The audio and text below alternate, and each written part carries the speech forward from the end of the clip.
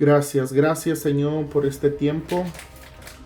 Pues vamos a estar estudiando Jesús es sepultado basado en Lucas capítulo 23. Acabamos la semana pasada el versículo 49 y hoy vamos a entrar al versículo 50 al 56 para que tengas tu Biblia a tu mano y que no creas que nada más el Meni es el que lee, sino que cada uno de nosotros tenemos que formar parte de lo que Dios está haciendo en nuestras vidas, que tú mismo retengas en tu mente lo que tus ojos están leyendo, viendo y lo que tu mente está captando. Y es que en el contenido que ha tenido Lucas capítulo 23, hemos visto cómo Jesús fue expuesto ante Pilato después de que lo ataron, lo agarraron de noche, lo llevaron ante Pilato.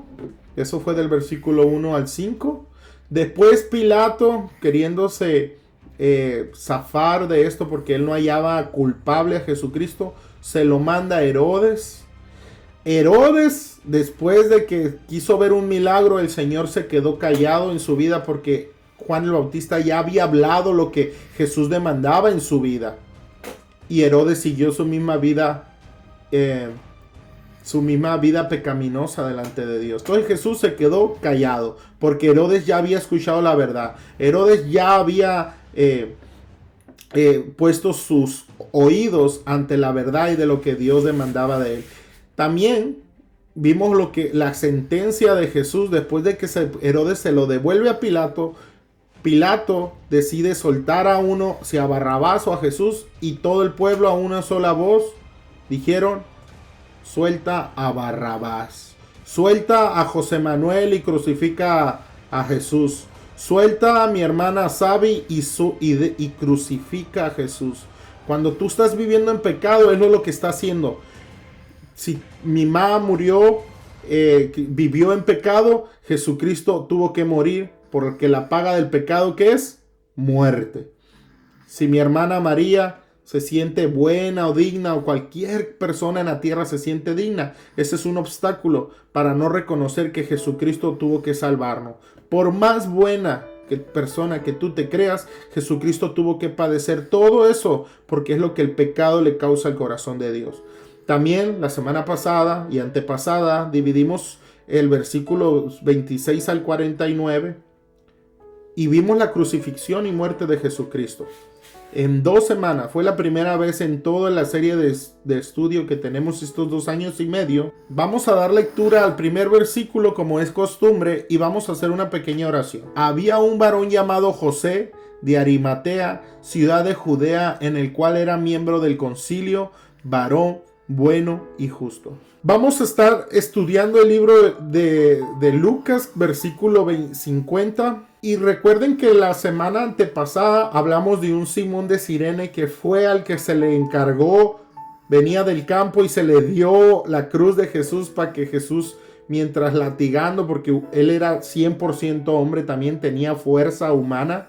Entonces él le ayudó a cargar la cruz y mencionamos un poquito de los datos que lo que era Simón de Cirene, que tenía 2 hijos, que se le decía de Cirene porque él venía de la provincia de Cirene y todo eso. Pues aquí vamos a profundizar un poquito más sobre quién era José de Arimatea.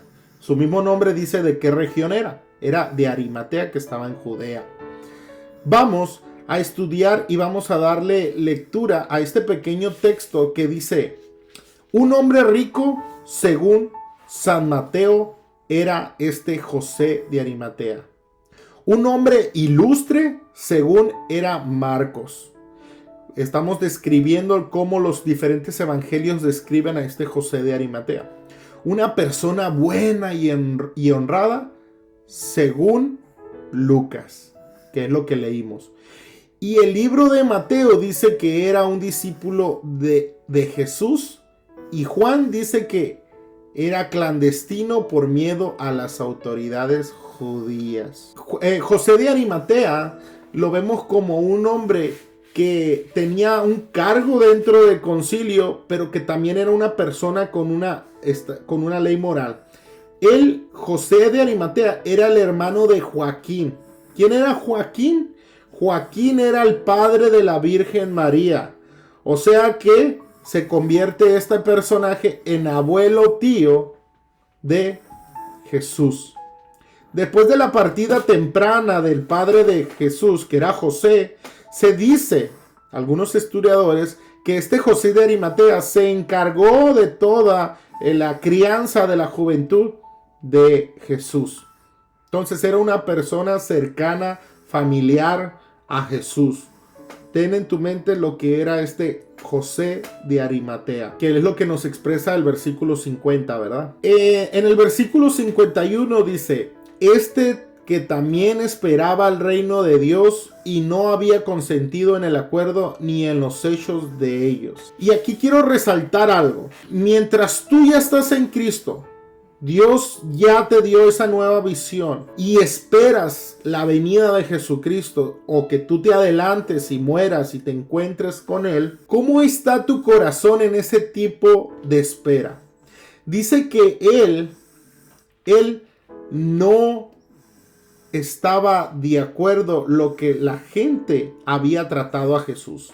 Lo podemos traspolar y decir, cómo el mundo, la gente, las sociedades, gobernantes, las iglesias esperan al Rey de Gloria. Eso te define a ti. Si verdaderamente estás consintiendo en cómo la gente se va en las drogas, en las borracheras, y saben que un día van a rendir cuentas a Dios, y de cierto modo en su ignorancia esperan a Dios de esa forma. ¿Tú consientes esos actos? ¿Tú consientes ese estilo de vida? Dice que José de Arimatea, él esperaba el reino de Dios. ¿Y cómo lo hacía? No consintiendo los pecados, las actitudes, los pensamientos de pecado. Nosotros, dice la palabra de Dios en Isaías 40:31, los que esperan a Jehová, a Dios Todopoderoso, tendrán nuevas fuerzas, levantarán alas como las águilas, correrán y no se cansarán, caminarán y no se fatigarán. La espera en el Señor Jesucristo a nosotros nos produce un ánimo, una fuerza tanto física, emocional y espiritual. He ahí por qué él dice, no le lloramos a cualquier santo. Nosotros no andamos humillándonos y entregando a falsos preceptos, a ideologías, a idolatrías.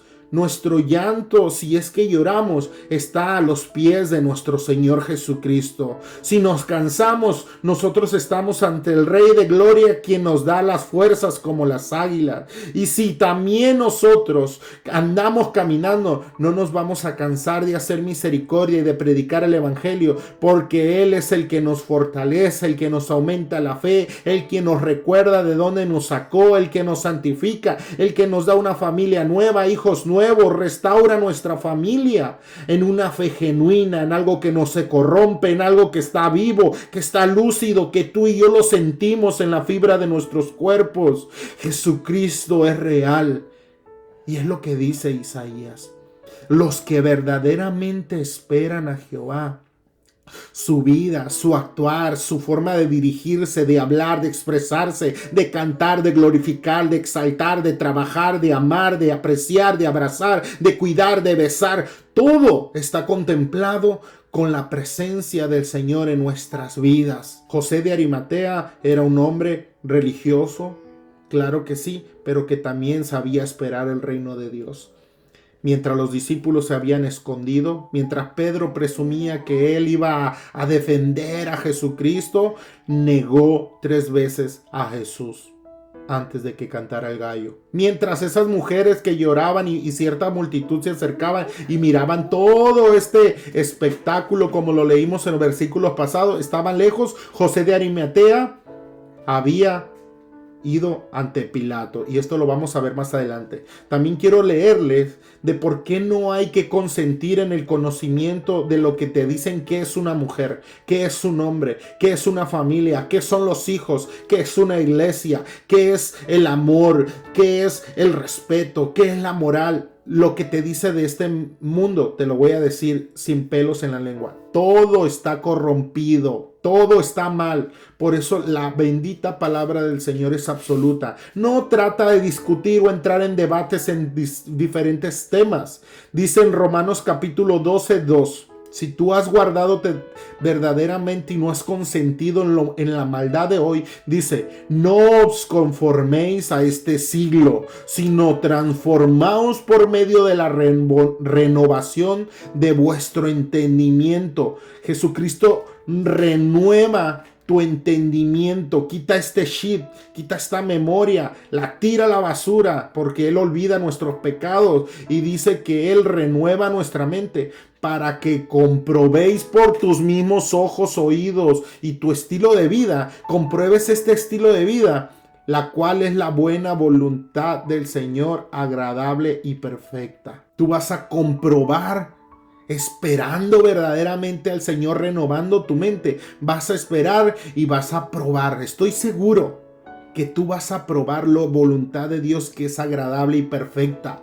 Primeramente para Él, porque Él toda la gloria y honra a Él solamente la merece. Pero tú vas a ser partícipe de esas bendiciones, de porque ahora tú miras la vida diferente, porque tus hijos de repente dejan las tradiciones que antes te venían persiguiendo y eras esclavo de él, como dice Romanos, que estábamos destituidos de la gracia de Dios, estábamos esclavos al pecado. La gente no es consciente de que están en contra de Dios. Dice la palabra de Dios que éramos enemigos de Dios. No solamente, Jesucristo se fue, Dios ignora, ahí está el mundo, ahí están un cierto de criatura y la ignora. No. Dice que mientras tú estés pecando, estás en enemistad, no de un Dios muerto, no de un Dios hecho de arcilla, de un Dios vivo que tiene ojos como de fuego. Qué triste. Porque no es tu enemigo, no es el vecinito que te echa la basura para acá.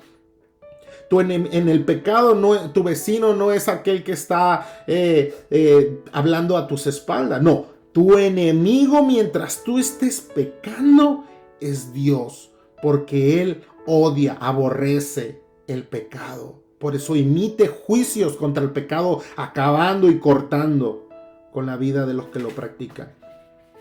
Jesucristo no quiere ese destino para el hombre. He ahí porque Él suplió esa necesidad que teníamos. Estábamos muertos en nuestros delitos y pecados. Sin embargo, ahora en Cristo Jesús podemos disfrutar de esto que tú y yo entendemos. Antes de empezar a explicar los siguientes versículos, es necesario que nosotros entendamos cuáles son las costumbres funerarias judías, para entender por qué se le hicieron ciertas cosas a Jesús, al cuerpo de Jesús. Mucha gente que no entiende esto presiente o piensa o pretende que lo que después de que Jesucristo se le hace, algunas cosas que hasta ahora en el tiempo de nosotros son cosas raras, pensaban que se le hacían como un tipo de rituales y cosas así de allá de tribus y cosas que ignoran. Pero hoy lo vamos a explicar con simplemente 5 pasos de cómo es la preparación después de una muerte basada en la Biblia. ¿Qué era lo que se acostumbraba en el pueblo judío? Cómo meter en una tumba y preparar todos estos actos funerarias judías. Dice en la primera imagen donde estás tú viendo con la mano envuelta, como que le está tirando un líquido ahí. Dice, después de que la persona fallecía, cualquier persona, no solamente Jesús, se le cerraban los ojos. El cuerpo se lavaba con especies aromáticas como el nardo, la mirra y el aloe. Cuando el cuerpo se envolvía en un lienzo o sábanas, porque el libro de Lucas dice que eran unas que compró unas sábanas. Cuando yo diga sábanas, leyendo la Biblia, era como un tiempo lienzo o como las momias que los han visto así que los cubrían.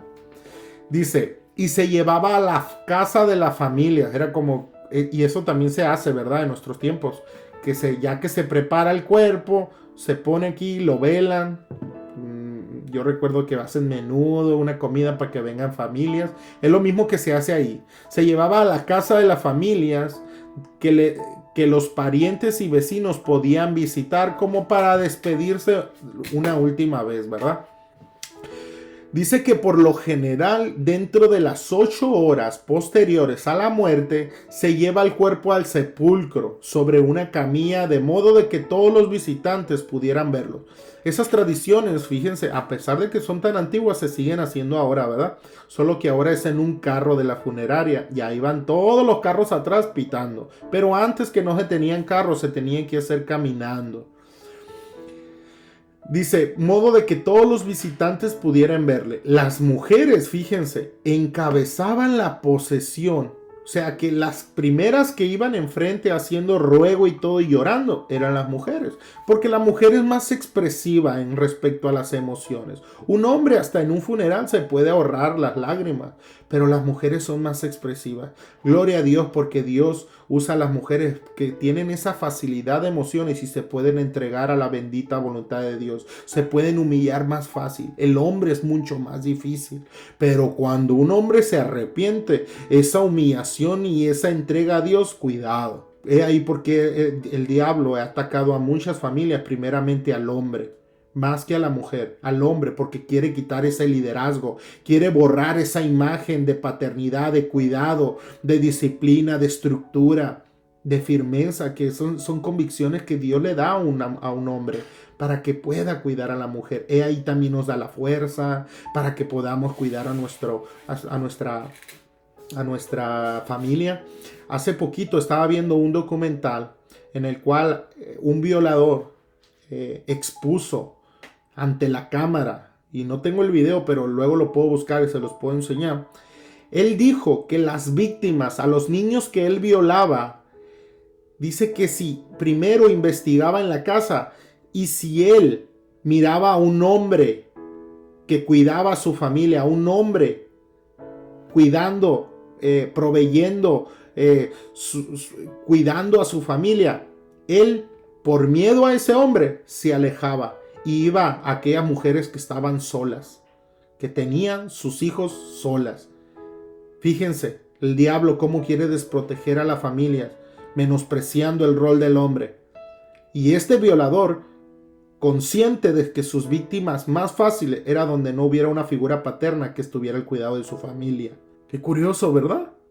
Entonces traigo este dato porque aquí las mujeres son más expresivas, son más fáciles de expresar sus emociones, sus sentimientos, tanto en un funeral, que esto tenía una importancia muy buena, porque qué triste, ¿verdad? Mucha gente dice, ir a que tú te entierren en un funeral y que nadie te vaya a ver, ningún amigo ni un familiar, que hay casos, Hay casos que hay ancianos que se van al asilo y se pierde contacto con la familia, solo el seguro le está pagando ahí todo el asilo, los hijos quién sabe dónde están, y tienen muertes solitarias. Qué triste eso, ¿verdad? Entonces, aquí dice que las mujeres rasgaban también, y hombres también, sus ropas en señal de duelo. Y algunos, como lo vemos en el Antiguo Testamento, en Abraham, a veces se bañaban en cenizas y hacían duelo de meses, a veces algunos más radicales. Dice que algunas tumbas eran excavadas en roca. Esto lo podemos ver en Mateo capítulo 27, del 58 al 60. Las tumbas tenían pequeñas aberturas que obligaban a las personas a inclinarse para entrar. Ya sea como ahorita vamos a estudiar la tumba de Jesucristo, o era también dependiendo mucho de la economía de aquellos tiempos. Estas tumbas eran las tradicionales, la que toda persona económicamente podía acceder. Hacer una cueva, un hoyo o en una fosa.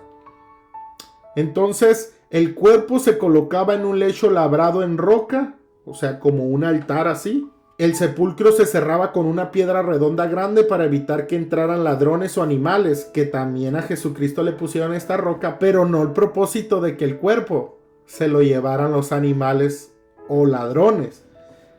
Esta es una historia que no está en el libro de Lucas y lo voy a tener que enseñar la siguiente semana, porque los los fariseos y escribas piden el cuerpo de Jesús sea resguardado con una roca todavía más grande, sellada más grande y con guardas. Eso no lo dice el libro de Lucas, pero es necesario que lo estudiemos.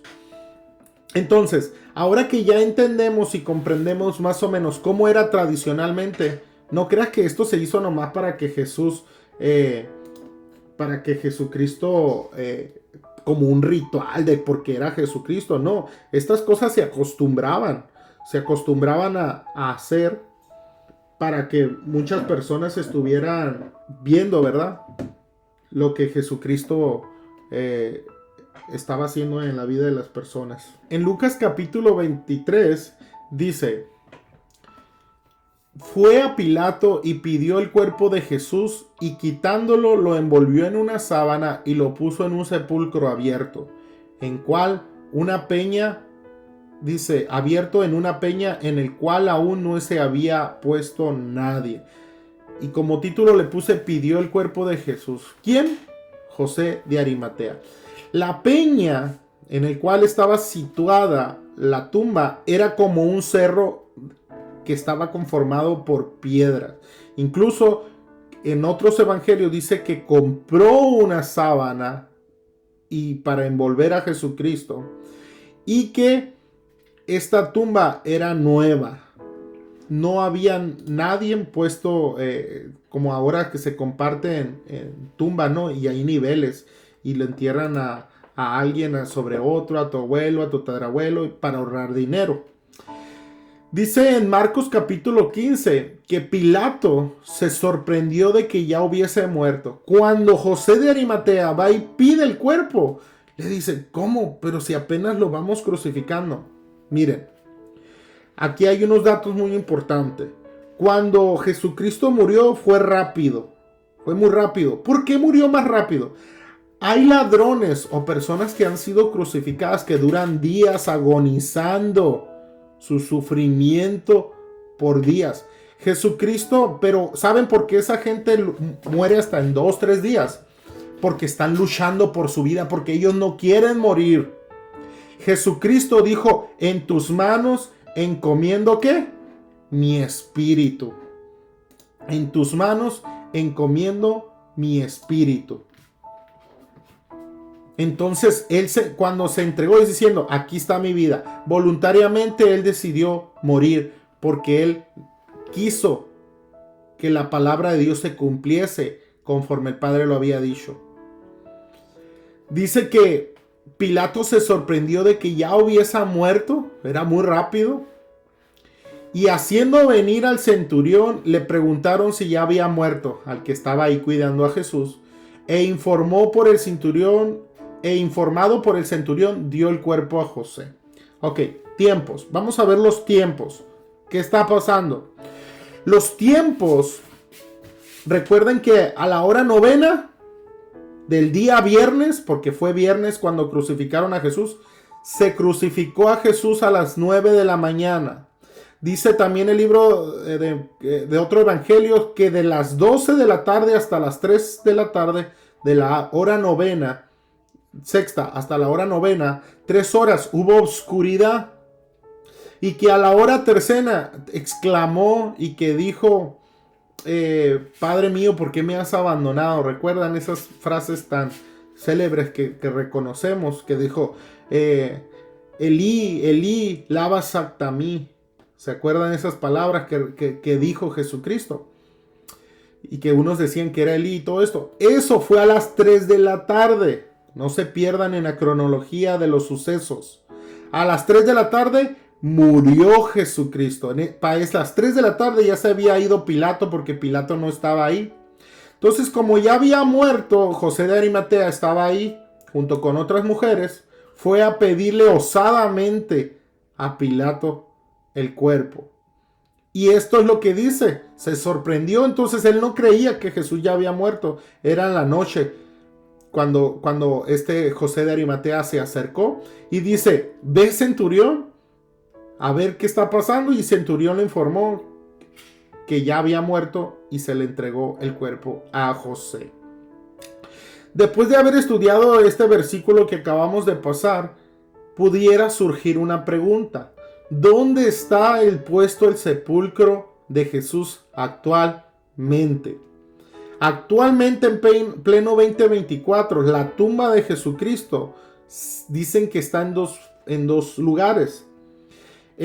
En un templo que se dice Basílica del Santo Sepulcro, en la primera imagen es el templo de afuera. En la segunda imagen también se le considera Iglesia del Santo Sepulcro, es la misma imagen, solamente que está uno por de afuera y otro por dentro. Miren bien en la segunda imagen cómo mucha gente se acerca al templo. Le hicieron como una iglesia, una basílica. Y el segundo dice que está fuera de la ciudad. De otras fuentes menos seguras y todo dicen, no, que ahí no es la tumba de Jesús, está acá fuera de la ciudad. La más relevante, la que más se avala es que está en la Iglesia del Santo Sepulcro, incluso así se llama. Sin embargo, el doctor Maggie, en uno incluso yo me estoy basando en el estudio de los apuntes de él, dice que él no cree esto, que ninguno de estos dos lugares en el cual los judíos memoran e incluso decoran y hacen ruegos, no es. ¿Por qué? Porque hubo un tiempo donde destruyeron Jerusalén por completo, principalmente porque odiaban a Jesucristo y toda esta fe cristiana y también a los judíos que rozaron hasta los que no creían. Él no cree esto, ¿por qué? Porque si así, mire, no sabiendo exactamente dónde está la tumba de Jesucristo, recuerden que estaba en un peñasco, en una peña, dice. Si así, miren en la segunda imagen cómo mucha gente viene desde lejos a ir a ver la tumba. Y cuando dicen la gente, cuando entran en la tumba, se arrodillan y besan el piso, idolatrando la tumba. Eso es idolatría, como los católicos. Entonces, ¿para qué vamos a saber? ¿Y para qué vamos a hacer tanto énfasis? Ay, aquí se murió Jesucristo. Ay, vamos. No, la tumba está vacía. La tumba la dejó atrás Dios porque Él no está atado. El Señor quiere que lo recordemos. Si yo les cuento todo esto, hasta aquí la tumba, nada más. Y ya acabamos. Hermana Sabi, hermana María, Janet, y acabamos en el conocimiento de Jesús. ¿De qué sirve? Tú vas a morir. Yo voy a morir. El único que verdaderamente se levantó en victoria y nunca volvió a morir fue Jesucristo. Y ahí, ¿por qué tuvo que volver a vivir Jesús? ¿Por qué tuvo que exaltarse Él a lo más sumo? Porque lo vamos a ver al final de Lucas capítulo 24. Porque Él tenía que vencer la muerte. Entonces, todo este proceso de la crucifixión y de la tumba es solamente simbólico de que tú y yo, simbolizando esto, de que tú y yo teníamos que haber muerto y nuestro cuerpo tenía que ser enterrado, sepultado. Pero el Señor se levantó en gloria dando testimonio de que Él era Dios. Era, es y sigue siendo Dios por la eternidad. En la preparación del cuerpo de Jesús lo vamos a ver un poquito más explícito en Juan capítulo 19. Dice que cuando José de Arimatea fue a pedirle el cuerpo a Pilato, no iba solo, iba uno llamado Nicodemo. Y si recuerdan, lo estudiamos hace como un año, pero Nicodemo era aquel que le preguntó a Jesús de noche, escondiéndose con miedo de los otros líderes, del nacimiento nuevo. Jesucristo le dice que hay que nacer de nuevo. Y él le dice, Jesucristo, se nos es posible entrar al vientre de nuestra madre y nacer de nuevo. Jesucristo no estaba hablando físicamente o literalmente, Él estaba hablando espiritualmente. Janet, cuando ella venga a Cristo, o si ya le aceptó a Jesucristo y la fe y la inquietud en ella, en quién es Jesús, ese nacimiento de nuevo, miren, y aquí por eso Dios lo habla muy claro. Esto lo acabo de discernir ahorita. En respecto cuando una mujer va a dar a luz, Cuando una mujer está a luz, pues su panza crece, está un cuerpo desarrollándose adentro. Cuando alguien se va a ser cristiano, verdaderamente va a desear caminar con Dios, va a tener inquietud, va a tener dudas, preguntas que antes no se hacía. Por eso una vez platiqué con un gay de España, duramos como 4 horas hablando.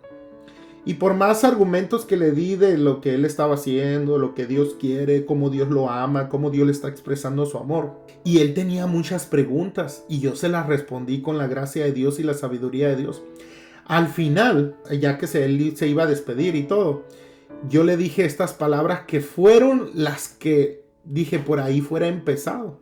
Normalmente cuando él se encontraba con personas religiosas que le hablaban de Dios, lo juzgaban, lo criticaban, lo condenaban. Yo hablo el evangelio bien duro a los cristianos, porque la palabra y el Nuevo Testamento nos habla que hay que disciplinarnos, hay que santificarnos. Ya no estamos para juegos. Dejamos la leche y entramos a comer comida sólida. Soy un poquito más estricto, pero cuando predico el evangelio a personas que no entienden y no comprenden y están apartadísimos, soy más consciente. El Espíritu Santo nos da diferente forma de hablar a ellos. Y al final de la conversación yo le dije, no recuerdo el nombre, pero yo le dije, mira, vas bien. En tu búsqueda de todas esas preguntas, vas bien. Y él como que se enojó ahí, fíjense, se enojó, se frustró y dijo, ¿cómo que voy bien? No, vas bien, porque te estás haciendo las mismas preguntas que yo me hice antes de acercarme a Dios. Y mírame dónde estoy ahora, con una vida nueva, transformada y renovada en Cristo Jesús. Entonces, cuando uno va a nacer de nuevo verdaderamente, Jesucristo empieza a poner todas estas dudas, a cuestionarte. ¿Por qué mi papá era católico? Porque a mí no me tocó eso, pero mi papá, en su testimonio, si algunos que siguen la página de Altar en el Hogar, van a ver el testimonio de mi papá, cómo él tuvo que luchar con la idolatría y las tradiciones católicas para que yo pudiera entrar libre al evangelio cristiano y ahora tener otras luchas en las cuales el Señor me pone una fe única y genuina para poder entrar a su reino. Porque mi fe no va a ser igual que la de mi papá. Mi papá, él tuvo que tener fe y creerle a Dios de salir de la idolatría de la iglesia católica. Y yo tuve que salir, por ejemplo, de la vida inmoral, de la vida de algunas otras idolatrías que yo tenía, como estar nada más clavado en el fútbol y que dejaba de ir a la iglesia para ir al fútbol y cosas así. Entonces son luchas diferentes. Sin embargo, el testimonio de nacer de nuevo implica de renovar nuestro entendimiento, como lo leímos en Romanos. Renovar, quitar este chip, tirarlo a la basura. Entonces dice que Nicodemo, ese Nicodemo, el cual, fíjense, tenía una pregunta. El Señor le respondió espiritualmente, pero si ya estaba aquí con José de Arimatea, bajando a el cuerpo de Jesucristo, es porque Nicodemo ya había comprendido y entendido que era nacer de nuevo.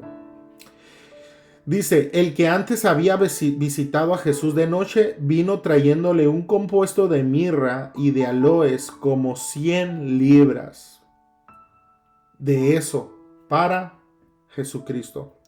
Tomaron pues el cuerpo de Jesús y lo envolvieron en lienzos con especies aromáticas según las costumbres de sepultura entre los judíos. ¿Por qué estudiamos ahorita cómo se preparaba un cuerpo? Para entender y comprender lo que la Biblia está diciendo. Todas esas especies aromáticas eran para conservar el cuerpo. El lienzo podría ser las sábanas o las vendas, un vendaje. No se habla explícitamente de qué tipo de vendas, pero cambian algunas palabritas, pero la esencia es la misma. Lo envolvieron en una sábana según Lucas, ¿verdad? Gloria a Cristo Jesús. Vamos a pasar a la siguiente presentación. Tienen en su pantalla día de reposo. Ok, amén. Gloria a Dios.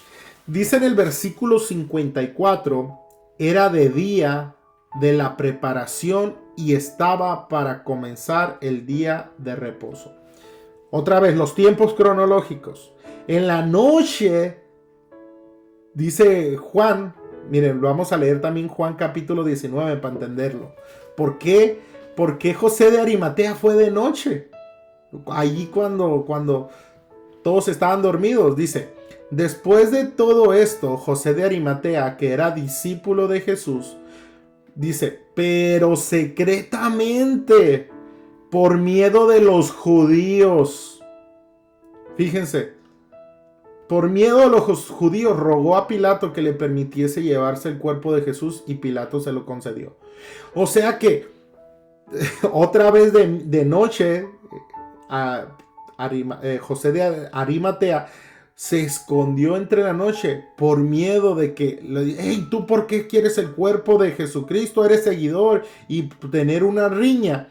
Él secretamente se introdujo ante Pilato y osadamente, dice en otro evangelio, pidió el cuerpo a Jesucristo. Era de noche, recuerda. En Juan capítulo 19, versículo 42 dice, allí pues por causa de la preparación de la Pascua de los judíos y por aquel sepulcro estaba cerca, y porque aquel sepulcro estaba cerca, pusieron a Jesús. Miren, después de que era un viernes en la noche, cuando a Jesucristo se le pidió el cuerpo, según Lucas, al día siguiente era sábado. Y para los que no entienden, no sé si Janet lo entienda, pero los judíos veneran, alaban el sábado de una forma que tú y yo no, que los gentiles no lo hacemos. Pero los judíos son muy estrictamente que en el sábado no se puede hacer gran cantidad de cosas. Así como tú preparas el día domingo para ir nada más a la iglesia y tener estudios bíblicos y alabar y glorificar a Dios, así, pero todavía más estrictamente, los judíos no podían sepultar a alguien en sábado. ¿Y qué hizo este José de Arimatea? Cuando los discípulos estaban escondidos y todo, tomó valor y fue y pidió el cuerpo de noche para el día siguiente, muy de temprano, muy de mañana, enterrar a Jesucristo. Entonces, el día 1 fue viernes cuando se crucificó. ¿Y cómo sabemos que fue viernes? Porque estaba el día de la preparación de la Pascua, o sea, el día del sábado, el día de reposo. Entonces, asumiendo de que fue en sábado, el día siguiente, cuando José de Arimatea fue y puso el cuerpo de Jesús, preparando rápidamente todo, rápido. O sea, no crean que eso lo hizo, tomaron su tiempo, fue público, vino mucha gente como vimos en la tradición, que se cargaba el cuerpo para que los familiares lo llevaran, después las mujeres haciendo ruego. No, todo esto fue rápido, oculto, discretamente, porque ellos tenían que cumplir el Shabbat. Así se dice. Entonces José de Arimatea, él pudo hacer esto todo rápidamente un día sábado. ¿Y a qué día resucitó Jesús? En domingo, al día tercero. Y para acabar, dice en Lucas capítulo 23, 55. Y las mujeres que habían venido con él desde Galilea siguieron también y vieron el sepulcro. Y como fue puesto su cuerpo vueltas, prepararon especies aromáticas y ungüentos y descansaron el día de reposo conforme al mandamiento. Estas mujeres, recuerden que venían a Jesús. Incluso el evangelio de Lucas es considerado como el evangelio de la mujer, porque da mucha énfasis y muchos detalles de lo que las mujeres hicieron a Jesucristo. Cómo estuvieron con ellas cuando los discípulos se fueron, las mujeres estuvieron ahí. Porque sus emociones son más fuertes. Ellas a veces casi, en las mujeres casi no le... el hombre es como que, ¿será bueno invertir en casas? Y si tienes una mujer muy expresiva, no, tú invierte, amor, tenemos la economía, mira, yo conozco a la vecina que, mira, invirtió aquí, se hizo... Y el hombre es más minucioso, que a veces puede ser contraproducente. Las mujeres aquí no pensaron las consecuencias Ellas simplemente estaban llorando, pidiendo, rogando a lo de Jesucristo y todo eso. Y fíjense, los hombres fueron más calculados. No, si yo estoy ahí cuando Jesucristo esté, me van a apedrear, me van a matar a mí también. Las mujeres no pensaron de esa forma, sino que estuvieron al pie de aquella cruz llorando. Entonces, dice que después de que ellas supieron y estuvieron en la preparación del cuerpo junto con José de Arimatea, ellas vueltas en el día de reposo, porque ellas tomaron el día de reposo. Y dice aquí, vueltas prepararon especies aromáticas y ungüentos y descansaron el día de reposo, o sea que se esperaron, aunque ya tenían las especies aromáticas y los ungüentos, aunque ellos, vamos a ver en la siguiente clase, en 3 miércoles, cómo ellas vuelven a la tumba a entregar estos preparamientos de ungüento y especies aromáticas, y cuando llegan la tumba ya está vacía. Ellas ya la tenían preparada del sábado, pero no fueron a ungir el cuerpo de Jesús. ¿Por qué? Porque era Shabbat. O sea que al día siguiente de domingo iban con estas especies, pero ya no estaba el cuerpo. ¿Y por qué el cuerpo de Jesucristo no fue ungido entonces y las mujeres no lo ungieron? No. ¿Recuerdan aquella mujer con el vaso de alabastro que tenía ungüento dentro? Que ungió a Jesucristo, lo echó en el pelo y lo ungió. Entonces Jesucristo ya estaba ungido para ese día morir en la cruz del Calvario. Entonces así acabamos nuestra historia de ahora. Lucas capítulo 23. Todos los versículos de Lucas 23, no nos saltamos nada. No me puedo ir sin decirte antes que todo esto, cómo se humilló a Jesucristo y cómo vivió Jesucristo, nos fue por amor hacia nosotros. ¿Y tú y yo qué podemos hacer? Dices. Si tú, hermana María, hermana Sabi, Manuela Ofelia, José Manuel, Janet, si tú te sientes como deudor, si tú te sientes así como, ay, Jesucristo hizo mucho por mí, ¿cómo yo puedo pagarle? ¿Cómo yo puedo de perdida quitar esta culpa de mí? Entrega tu vida a Cristo. Pon atención a tu palabra. Sírvele toda tu vida y la recompensa en el reino de los cielos va a ser grande.